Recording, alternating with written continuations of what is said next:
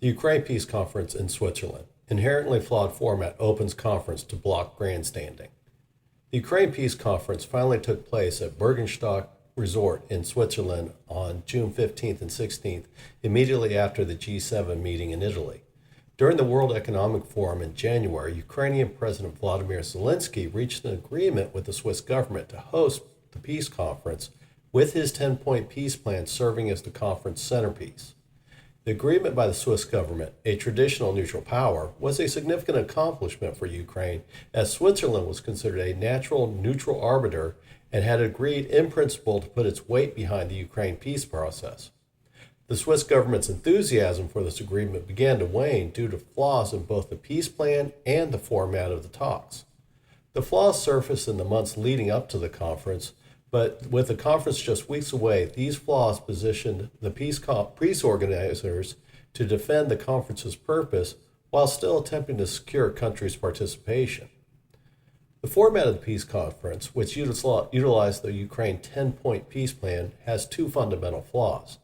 The first flaw lies in the fact that the plan was not a true peace plan, but rather a list of demands and buzzwords with little intention of facilitating serious peace negotiations to end a war.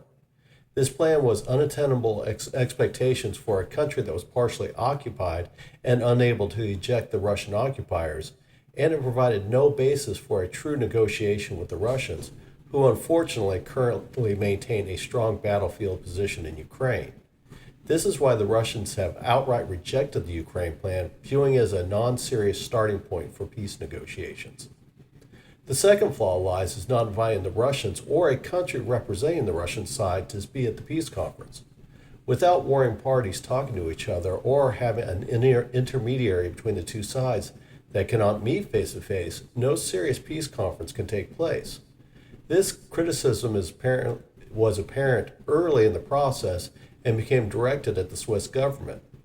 The Swiss Foreign Ministry, with its extensive experience in such matters, should have recognized this format flaw and never consented to peace talks in the format the Ukraine's president and foreign ministry proposed. The Russians and their allies have used this flaw as a point of contention to pressure countries not to attend. The Swiss and Ukrainians addressed some of the original peace conference's flaws prior to the commencement. The original 10 points of the peace plan were reduced to 3 that were more relevant to peace talks.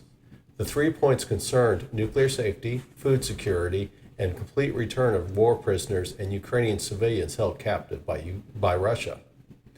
These were points from the original plan which the Swiss and the Ukrainians could at least convince the international delegation to agree to and be willing to sign a closing joint communique.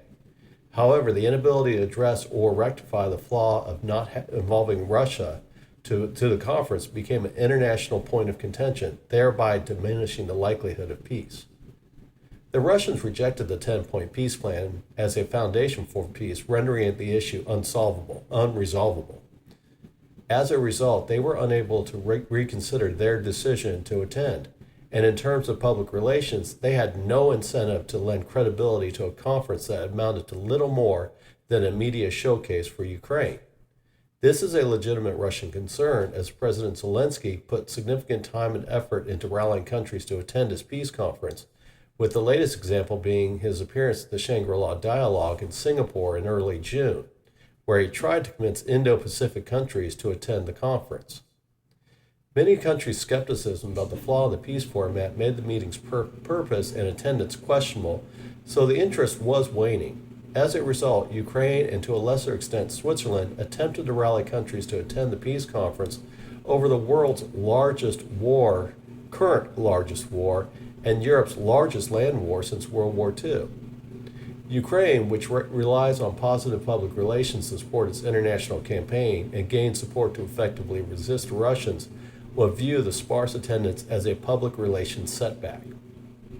This also meant that the Russians had an interest in countering the Ukraine's attempts to rally countries by pressuring nations not to attend.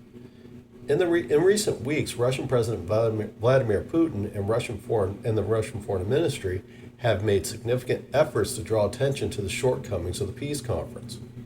With China's support, Russia asserted that a legitimate peace conference cannot occur without Russia's invitation. and that dialogue is the only path to lasting peace. It also stated the conference made the situation less stable, though this was a self-fulfilling prophecy as China and Russia attempted to divide the world by attending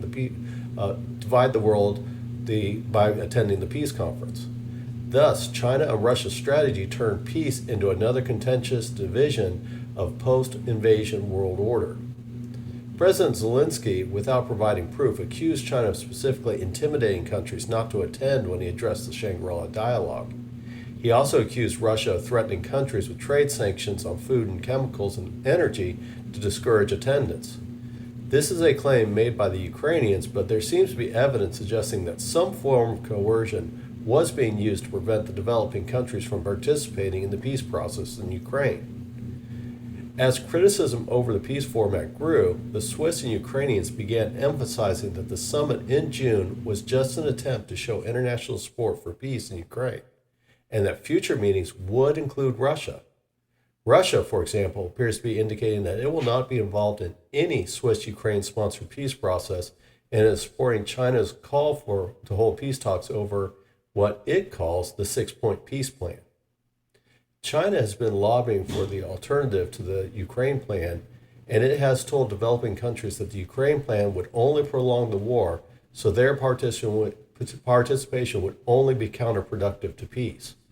China, using its influence in the global south, believes that attendance only promotes bloc confrontation, which is a favorite refrain of the Chinese foreign ministry.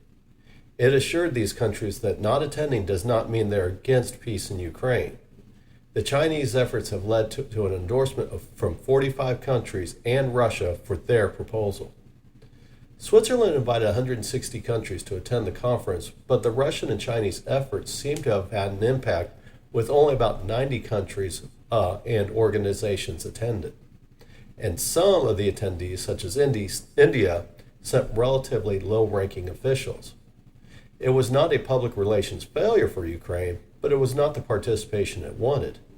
It wasn't a public relations win for the Russian-China partnership either, as more countries attended the Swiss summit than committed to the Chinese proposed summit.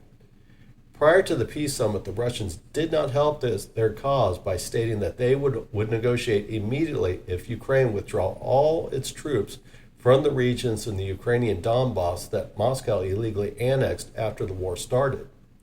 This demonstrated to the world, especially in the West and the non-aligned countries, that Russia was not serious about peace, or was at least more interested in undermining Switzerland's peace efforts. The Swiss conference ended with 78 countries signing a communique stating that Ukrainian territory is the key to any peace agreement with Russia. Most notably, India was one of a dozen predominantly developing countries that did not sign the communique. The unfortunate fact is that the Swiss Peace Conference, despite the statements that Russia will be invited to future peace talks, is most likely a dead end. This is because Ukraine insisted on holding the conference without Russia, indicating that Russia will not view it as a neutral platform for participation. The other outcome of the China-Russia push for an alternative peace conference, sponsored by China's six-point peace plan, is unlikely to be successful given that Ukraine has already rejected China's peace initiatives. This was partially a result of China snubbing Ukraine's attempts to get them to join the talks in Switzerland, but also of China's attempt to undermine Ukraine's strategy to gather support for the Swiss conference. The Chinese talks were also pressed as an alternative to the Swiss talks, so they will not be seen as a neutral format by supporters of the Swiss conference. The only positive outcome for this week is that many countries are in agreement and calling for peace. This is not a universal consensus on what peace in Ukraine will look like, because the war has divided the world largely along ideological blocs, with each side favoring terms closer to what their bloc prefers. It is also unclear if there is enough impetus to start peace talks, as Russia seems willing to press its battlefield advantages for the time being.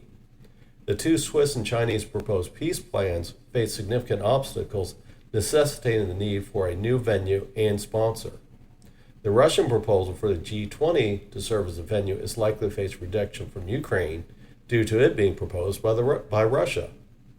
There is a consensus on the idea of peace in Ukraine, but now the world needs a party that can bring both countries together for dialogue in an acceptable format, which will be the new challenge.